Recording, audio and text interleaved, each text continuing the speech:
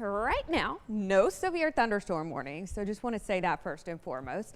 There is a severe thunderstorm watch outside of our viewing area up towards DFW. They have a flood advisory out. They just got a slow moving, soaking type of storm here in the past 2 hours or so that did trigger that by the National Weather Service.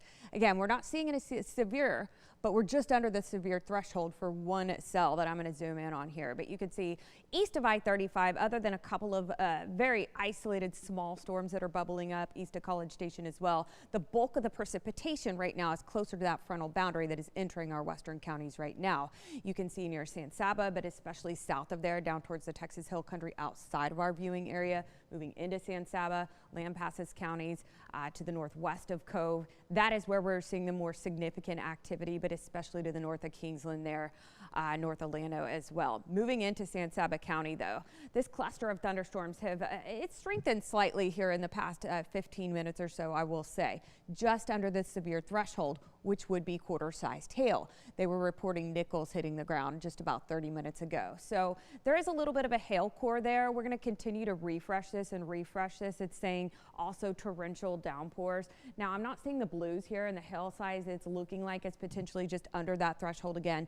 An inch in diameter or a quarter would indicate and probably trigger that severe thunderstorm warning. So we're under the threshold for now, but going to continue to refresh and refresh radar here in the coming hours because we do have that level 1 or 2 risk that we are going to see a severe thunderstorm warning. Again, under that threshold for now. Mart as well, getting a quick little downpour. It is teeny tiny right along Highway 84. If you're traveling Waco towards Mexia here in the coming hour, you may run into that little cell. We'll see if it holds together. So I mentioned we are under a level 1 or 2, depending on where you're at. Higher risk is the further north that you go as the evening hours roll on. As I mentioned and just showed you, basically from Llano towards Lampasas right now is the bulk of the precipitation storms clustering together, but all of that is floating generally from south to north. And we think that as the front drops into our viewing area, basically we're going to have the mechanics there to trigger more of the strong thunderstorms clustering together that could intensify enough to see the severe thunderstorm warnings. Greatest risk is going to be the gusty winds with anything that is able to pop up. Of course, lightning. We've been seeing lightning. I had that indicator turned off on purpose. But also the brief heavy downpours, and yes, hail is a factor as the evening hours roll on. This model is pulling in some activity towards Meridian, Hillsborough, Hill County, and then up towards DFW as the evening hours roll on. So if you're in our central counties, for example, or west of I-35 and getting the precipitation right now, the threat is going to end for you probably in the next hour or two as things do move off towards the north. The second model is going to be in agreement with that, showing storms clustering together primarily in our northern counties.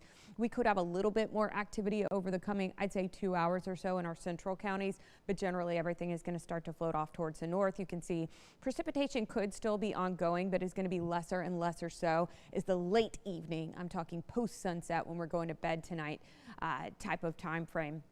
Things are going to be less and less on radar. Tomorrow, a lot of us miss out on the rainfall. We're going to have isolated thunderstorms possible, some drizzle possible in the morning hours. We go into the back half of Friday and likely we have another round of thunderstorms. Saturday is one of the better chances for overall rainfall, storms clustering together and could become linear in nature. So we will have a low end severe threat then as well. Lots to talk about in the weather department, right? Again, just to recap things, we roll on through the rest of the evening. We're going to have isolated thunderstorms trying to cluster together favoring north. Tomorrow, likely we have a lull. Isolated thunderstorms going to be possible though. And as we head on into the back half of Friday and especially right around noon on Saturday is when things peak for the weekend.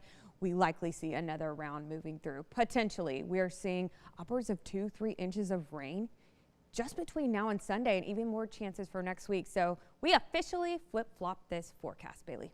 Yeah, we sure did. As a reminder, you can watch Active Radar on the 6 Plus app. It is a great tool to have, especially